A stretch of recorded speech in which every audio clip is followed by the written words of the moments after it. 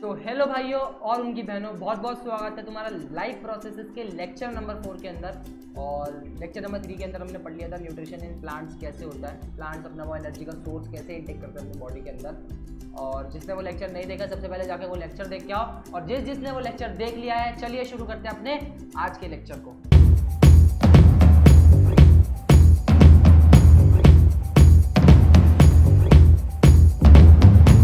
तो यार आज हम लोग पढ़ने लगे हैं न्यूट्रिशन इन यूनिसेलुलर ऑर्गेनिजम्स। अब ये यूनिसेलुलर ऑर्गेनिज्म क्या होता है, जिसको याद है बहुत अच्छी बात है, very good, I support you. और जिसको याद नहीं उसको तो मैं बताऊंगा ही। तो तुम्हें पता है जितने भी लिविंग ऑर्गेनिज्म है, जितने भी लिविंग बींग्स हैं, सब किससे बने होते हैं? सेल से बने होते हैं। सेल से बने होते हैं, बिल्कुल सही है। अब किसी के अंदर सेल एक हो सकता है या एक से ज़्यादा हो सकते हैं, दो ही कंडीशन हो सकती है। ऐसा तो है नहीं कि जीरो होंगे। किसी के अंदर अगर जीरो सेल है तो वो एग्जिस्ट ही क्यों करेगा? मान लो अगर मैं जीरो सेल से बना हुआ, मेरे अंदर एक भी सेल नहीं है तो मैं एग्जिस्ट ही क्यों करूँगा? नहीं करूँगा। या तो एक सेल होगा या तो एक से ज़्यादा होंगे, है ना। तो जिनके अंदर एक सेल होता है, जिन लिविंग बींग्स के अंदर या लिविंग ऑर्गेनिज्म के अंदर एक सेल होता है, उनको कहा जाता है यूनिसेलुलर ऑर्गेनिज्म। और जिनके अंदर एक से ज़्यादा सेल्स होते हैं उनको कहा जाता है मल्टी सेलुलर ऑर्गेनिज्म। अब जैसे हम लोग हैं मल्टी सेलुलर, हम हो गए, प्लांट्स हो गए, हम सबके सब मल्टी सेलुलर ऑर्गेनिज्म हैं, जो दो एग्जांपल्स मैंने बोले। अब मल्टी सेलुलर ऑर्गेनिज्म के अंदर पता है क्या होता है? हर एक सेल का अपना अपना काम स्पेसिफाई होता है। जैसे मान लो मेरे पेट के सेल्स का काम है कि वो खाने को डाइजेस्ट करेंगे, और कल को अगर मेरे पेट के सेल्स का मन नहीं कर रहा कि मैं खाना डाइजेस्ट करूँ, तो ये थोड़ी है कि मैं अपने लंग्स को दे दूंगा खाना डाइजेस्ट करने के लिए, नहीं, क्योंकि लंग्स का वो काम ही नहीं है। लंग्स के सेल वो काम ही नहीं करते खाना डाइजेस्ट करने का। उनका काम है तो सांस लेने का और क्या कहते हैं, गैसेस एक्सचेंज का। खाना डाइजेस्ट करने का काम किसका है? स्टमक के सेल्स का। तो हर एक सेल के अपने अपने काम स्पेसिफाई होते हैं मल्टी सेलुलर ऑर्गेनिज्म के अंदर, बिल्कुल सही है। लेकिन यूनिसेलुलर के अंदर क्या? वहाँ पे तो एक ही सेल है, वहाँ पे एक खाना बचाना, गैसेस एक्सचेंज, सांस लेना, खाने को निकालना। हमें एनर्जी बनाने के लिए जो चार मेन लाइफ प्रोसेसेस करने हैं, न्यूट्रिशन, रेस्पिरेशन, ट्रांसपोर्टेशन और एक्सक्रीशन, हमारे अंदर इन चारों लाइफ प्रोसेस के लिए अलग अलग सेल होते हैं। लेकिन इन यूनिसेलुलर ऑर्गेनिज्म का क्या? ये वो चारों लाइफ प्रोसेसेस कैसे करते हैं जिनके अंदर सिर्फ और सिर्फ एक सेल है? खाना खाने का भी वही काम करेगा, और डाइजेस्ट करने का भी सेल वही काम करेगा, और क्या कहते हैं, ट्रांसपोर्ट करने का भी वही काम करेगा। वही एक सेल हर एक काम करेगा यूनिसेलुलर के अंदर। तो कैसे होता है, हमें ये पढ़ना है। और आज हमें पढ़ना है न्यूट्रिशन इन यूनिसेलुलर, कि ये जो यूनिसेलुलर ऑर्गेनिजम्स है वो अपना एनर्जी का सोर्स इनटेक कैसे करते हैं, वो न्यूट्रिएंट्स को एब्जॉर्ब कैसे करते हैं, अपनी बॉडी के अंदर न्यूट्रिएंट्स को लाते कैसे। हम लोग खाना खाते हैं, खाना मिला खा लिया, जस्ट खत्म। प्लांट्स कार्बन डाइऑक्साइड ले ली, वाटर ले ली, सनलाइट ले लिया, बना लिया।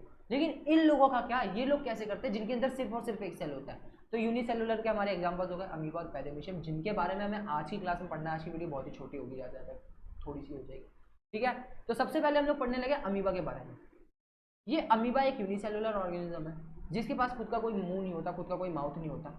ये जनरली बस क्या करता है, आसपास कोई भी फूड पार्टिकल आया, अब फूड पार्टिकल तो छोटे छोटे हर जगह फैले होते हैं, दांतों में चिपका रहता है फिर नहीं दिखाई देता, आसपास छोटा सा फैला हुआ होगा तो कहाँ से दिख जाएगा? अमीबा भी साइज में बहुत छोटा होता है, इसको दिख जाता है। अब इसके आसपास कोई भी फूड पार्टिकल उड़ता हुआ आ गया, ये कोई भी इसके पास फूड पार्टिकल उड़ता हुआ आ गया, ये था मेरा अमीबा, ये आ गया फूड पार्टिकल, ठीक है। अब अमीबा क्या करेगा? अब अमीबा को ये फूड पार्टिकल खाना है, तो जिस भी साइड से फूड पार्टिकल आया ना, अमीबा वहां से खुलना चालू हो जाएगा, और क्या बना लेगा? एक माउथ लाइक स्ट्रक्चर बना लेगा, माउथ लाइक ओपनिंग बना देगा, और थोड़ा सा आगे बढ़ता रहेगा इस फूड की तरफ, और क्या कर लेगा फिर? इस फूड को ट्रैप कर लेगा, इस फूड को ट्रैप कर लेगा। तो ये जो माउथ लाइक स्ट्रक्चर खोलता है ना, आसपास जो फिंगर लाइक स्ट्रक्चर्स खोल रहे हैं, इनको हम लोग क्या कहते हैं? सूडोपोडिया। जैसे ही अमीबा के पास कोई फूड पार्टिकल आता है वो अपनी सूडोपोडिया की लेयर को खोलता है और उसको फूड पार्टिकल को ट्रैप करने की कोशिश करता है। उसके बाद क्या होता है? थोड़ी देर बाद ये फूड पार्टिकल, ये जो सूडोपोडिया है, फूड पार्टिकल को अपने अंदर लाने के बाद एक साथ जुड़ जाती है। ये फूड पार्टिकल इसके अंदर पड़ा हुआ है, अब ये क्या हो जाएगी? एक साथ जुड़ जाएगी, यहाँ पर ये जुड़ गई। तो फूड अमीबा के अंदर क्या होता है? खाली स्पेस तैयार हो जाता है, थोड़ा सा खाली स्पेस तैयार हो जाता है, जिसको हम लोग कहते हैं फूड वैक्यूल। वैक्यूल मतलब कोई भी खाली स्पेस सेल के अंदर, ठीक है। वैक्यूल मतलब कोई भी खाली स्पेस सेल के अंदर।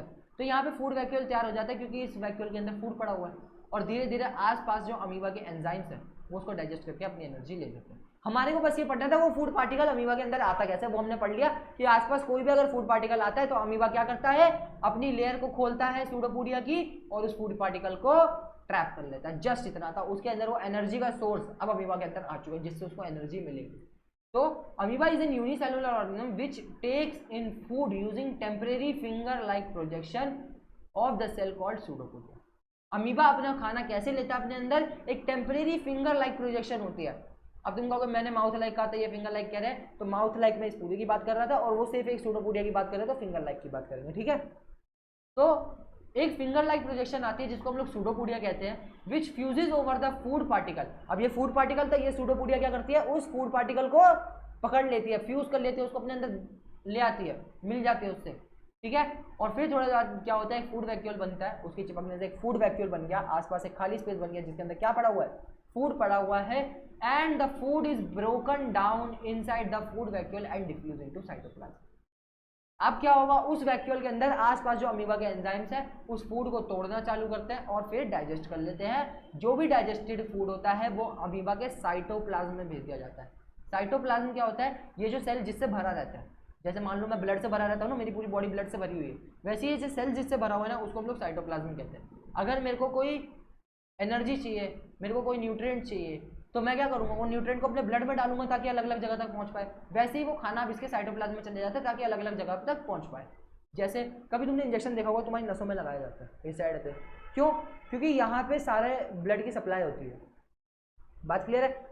तो जो भी हम लोग दवाई दे रहे हैं वो हमारी ब्लड में डायरेक्ट जा पाए, इसलिए वो खून में भेजी जाती है। अब दवाई को खून में इसलिए डाला जा रहा है क्योंकि वहाँ पे अलग अलग जगह पे ट्रैवल हो सकती है, इसलिए ये जो फूड है ना वो डिफ्यूज हो रहा है साइटोप्लाज्म के अंदर, मिल रहा है साइटोप्लाज्म के अंदर। क्यों, क्योंकि वो सेल के अलग अलग हिस्सों तक जाना चाहिए। एक यूनिसेलुलर ऑर्गेनिज्म अपना खाना, अपना वो एनर्जी का सोर्स कैसे इंटेक करता है, बात में आ गया, अमीबा का समझ में आ गया। अब हम लोग पढ़ते हैं पैरामीशियम के बारे में। आज की वीडियो का लास्ट टॉपिक है पैरामीशियम। तो पैरामीशियम क्या होता है, पैरामीशियम तुम्हें यहाँ पे कुछ दिखाई सा दे रहा होगा थोड़ा सा। इस पैरामीशियम के पास ना ऊपर हेयर लाइक प्रोजेक्शन होती है जिसको हम लोग कहते हैं सीलिया। बात क्लियर है, हेयर लाइक प्रोजेक्शन होती है जिसको हम लोग क्या कहते हैं, सीलिया। दो नाम पड़े हैं, ऊपर वाले में सूडोपोडिया, यहाँ पे सीलिया। अब जैसे अमीबा का था ना, ये अमीबा, इसके आसपास कोई सा भी फूड आएगा, अगर यहाँ से फूड आया तो ये हाथ इधर से खुलने लग जाएगा, उस फूड को पकड़ लेगा। अमीबा के आसपास कहीं पर भी फूड आएगा ना, अमीबा उसको पकड़ लेगा। लेकिन पैरामीशियम के साथ ऐसा नहीं, पैरामीशियम के पास एक माउथ ओपनिंग होती है, भले ही यूनिसेलुलर है और उसके पास खुद की एक ओपनिंग होती है फूड को अपने अंदर लाने के लिए, ठीक है।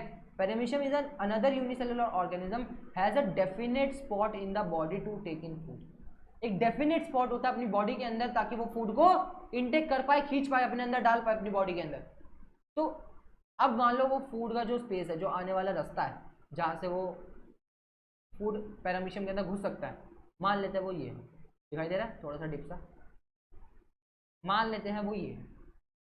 तो एक बात बताओ, जब खाना यहाँ से आएगा तभी तो घुस पाएगा, खाना इधर आएगा तो कैसे घुस पाएगा बेचारे पैरामीशियम के अंदर, यहाँ तो कोई मुंह ही नहीं है उसका। उसी जगह अमीबा होता है, इसको अभी खोल के पकड़ लेता सूडोपोडिया से। लेकिन पैरामीशियम क्या करे, तो पैरामीशियम क्या करता है, ये जो सीलिया है ना, इस खाने को ट्रैवल करवाएंगे। जैसे ही खाना सीलिया के ऊपर पड़ेगा, ये सीलिया के थ्रू ट्रैवल करना चालू हो जाएगा और ट्रैवल करते करते कहाँ जाएगा, इसके मुंह तक आ जाएगा और फिर इसके मुंह से इसकी बॉडी के अंदर एंटर हो जाएगा। क्या पैरामीशियम ने भी अपना न्यूट्रिशन का एनर्जी का सोर्स बॉडी के अंदर इंटेक कर लिया? बिल्कुल कर लिया, फूड अपनी बॉडी के अंदर ले लिया जो आगे जाके एनर्जी देगा पैरामीशियम को। तो यहाँ पर न्यूट्रिशन इन पैरामीशियम भी खत्म होता है। हमने आज की वीडियो में दो टॉपिक पढ़े, न्यूट्रिशन इन पैरामीशियम और न्यूट्रिशन इन अमीबा। ज़्यादातर अमीबा से क्वेश्चन आते हैं, पैरामीशियम में इतने आते नहीं है। तो हमने ये पढ़ लिया, पैरामीशियम के अंदर एक यूनिसेलुलर ऑर्गेनिज्म डेफिनेट स्पॉट होता है फूड एंट्रेंस के लिए। Food is moved toward the spot, उस खाने की जो एंट्रेंस है वहां तक फूड कैसे पहुंचता है by the movement of hair like structure called cilia. एक हेयर लाइक स्ट्रक्चर होता है सीलिया, उसकी मूवमेंट की वजह से फूड पार्टिकल जो है उस एंट्रेंस तक पहुंचता है जहां से वो फूड पार्टिकल पैरामीशियम के अंदर एंटर कर सकता है। तो आज की वीडियो के लिए इतना ही बहुत है, और जिसको मैथ्स की वीडियो देखनी है नीचे जाए, चैनल विजिट करें, शिवम बहुत अच्छी वीडियोस डाल रहे हैं मैथ्स की, और तुम्हारी स्क्रीन पे भी आ रही होगी, तुम टैप करके उस पर भी जा सकते हो। और साथ ही साथ तुम यहाँ तक पढ़ने के लिए आए उसके लिए बहुत बहुत शुक्रिया, thank you so much. Heart भी ले जाओ, क्या दिल बनाया।